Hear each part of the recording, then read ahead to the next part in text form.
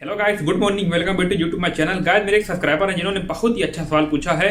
और अगर आप लोग कोच में इस काम पे आते हो तो लगभग यहाँ पे बहुत ही कम लोग हैं जो इस काम को करते हैं, लेकिन यहाँ पे इस काम करने के लिए थोड़ा लाइसेंस चाहिए, यानी कि लाइसेंस आपके पास होना जरूरी है।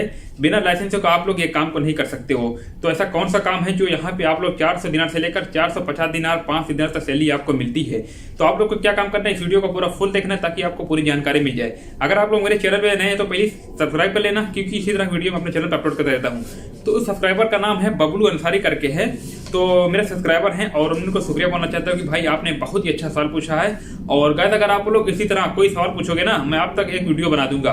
तो बहुत से भाई लोग मुझसे कमेंट करते हैं कि भाई आप वीडियो बनाइए, कंप्यूटर बनाइए।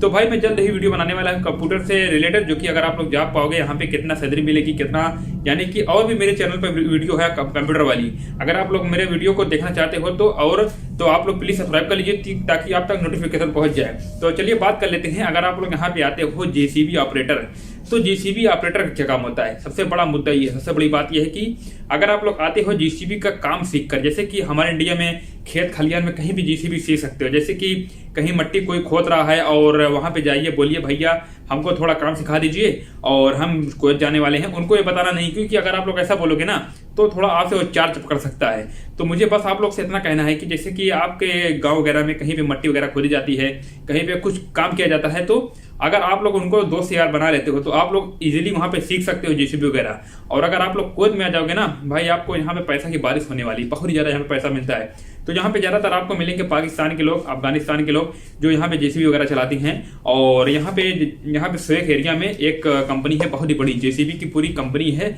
वहाँ पे, यानी कि पूरे लेबर से लेकर, यानी कि बड़े बड़े ड्राइवर वहाँ पे काम करते हैं कंपनी में। और वहाँ पे लेबर की सैलरी मालूम कितनी है, 280 दिनार से लेकर 350 दिनार तक। और जो जेसीबी चलाती हैं उनकी सैलरी लगभग 450 केटी से लेकर 500 केटी तक सैलरी है। मैंने अभी तक पूरी इन्फॉर्मेशन नहीं निकाली, लेकिन मैंने सैलरी की इन्फॉर्मेशन निकाल ली है। तो भाई ने पूछा था कि भाई अगर हम कुवैत में आते हैं इस काम पे तो क्या हमको यहाँ पे कुछ जॉब मिलेगी। भाई यहाँ पे आपको पूरी यानी कि अच्छी जॉब मिलेगी, पूरी यानी कि आपको अच्छे से यहाँ पे काम मिलेगा। आपको डरने की जरूरत नहीं है भाई। बहुत से लोग आते हैं जेसीबी काम करने के लिए और उनको जॉब नहीं मिल पाती, क्योंकि उन लोगों के पास लाइसेंस नहीं होता है। भाई यहाँ पे कुछ कानून कायदा होता है। हमारे इंडिया में क्या बोलते हैं कि कोई भी गाड़ी सीख लो, चला लो, रोड वगैरह पे कुछ नहीं प्रॉब्लम होती है, आरटीओ वगैरह नहीं पकड़ती है, बहुत ही कम चांस रहता है।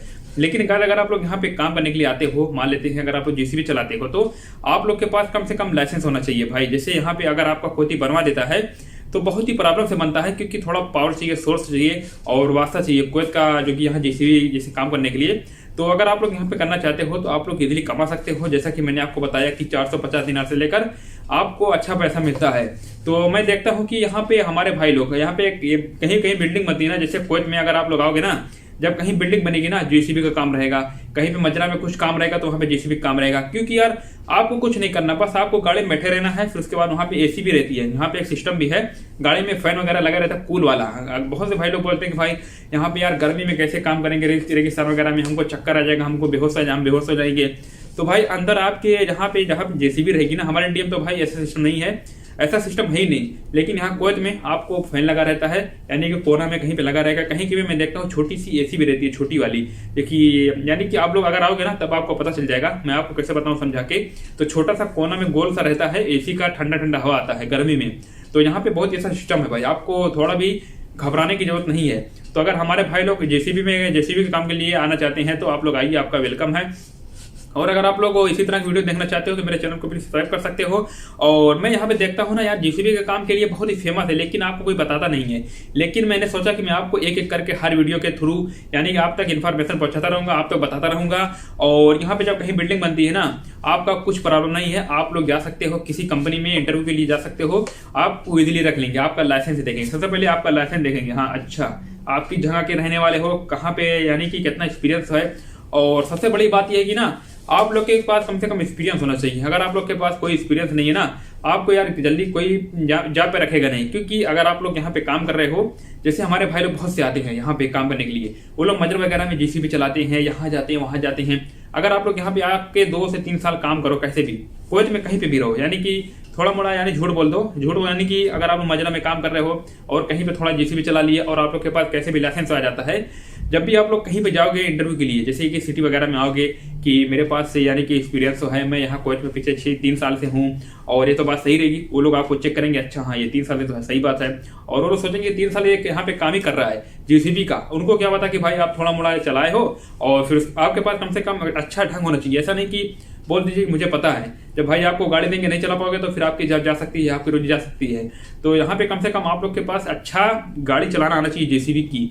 और मान लेते हैं अगर यहाँ पे चला लेते हो, फिर उसके बाद आपको जैसे मजरा वगैरह में कहीं पे काम मिल गया और कभी मिलता है कभी नहीं मिलता है, और यहाँ पे जैसे दिन काउंट होएगा ना, आपका 1 से 2 साल हो जाएगा, फिर आप लोग के पास एक एक्सपीरियंस हो जाएगा। आप लोग कहीं कंपनी में जाओगे इंटरव्यू के लिए कि मुझे जॉब चाहिए, मैं इंटरव्यू दे सकता हूँ, कोई प्रॉब्लम नहीं है, तो वहां पे आपको पूछेंगे सर आप कितने साल से हो, तो आपको पूरा अच्छे से जवाब देना है। और वहां पे आपको कुछ झूठ भी बोलना है। झूठ यानी कि आपको ये नहीं बोलना कि मैंने थोड़ा यहाँ पे जेसीबी चलाया फिर उसका मुझे काम नहीं था, ऐसा नहीं बोलना। आपको ये बोलना है कि मैं यहाँ पे पिछले 3 साल से जेसीबी चला ही रहा हूँ, मैं ये काम किया हूँ, वो काम किया हूँ, अब्दुल्ली में काम किया हूँ, फरम किया हूँ, खैरवान में किया हूँ, फरवानी में किया हूँ। आपको पूरा ऐसे बताना है। अगर आप लोग ऐसा बोलोगे ना कि मैं पिछले 3 साल से यहाँ कोच में था, मैं बस 1 ही महीना काम किया हूँ और बस उसके बाद मैंने दूसरा काम किया, लेबर का काम किया, हेल्पर का काम किया, और प्लीज मुझे आप जॉब पे रख सकते हैं नहीं रख सकते हैं, तो भाई आपको 100% चांस है कि आपको कोई भी जॉब पे रखेगा नहीं। क्योंकि वो लोग यहाँ पे एक्सपीरियंस देखते हैं कितना महीना ये काम किया, कितना साल तक ये काम किया उस काम को रेगुलर। तो आपको ऐसा बोलना है ना कि मैंने रेगुलर काम किया है, क्योंकि आप लोग के पास एक हुनर होता है और उसमें आप लोग का हुनर कभी भी झूठा नहीं होता है। हुनर एक ऐसी चीज है आप लोग की कभी भी खराब नहीं जाएगा।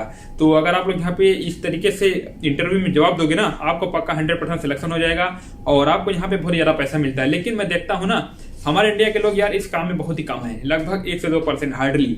और ज्यादातर मैं देखता हूँ पाकिस्तान के हैं जो कि कराची वगैरह के आती हैं, और भी जगह के हैं, और अफगानिस्तान के हैं।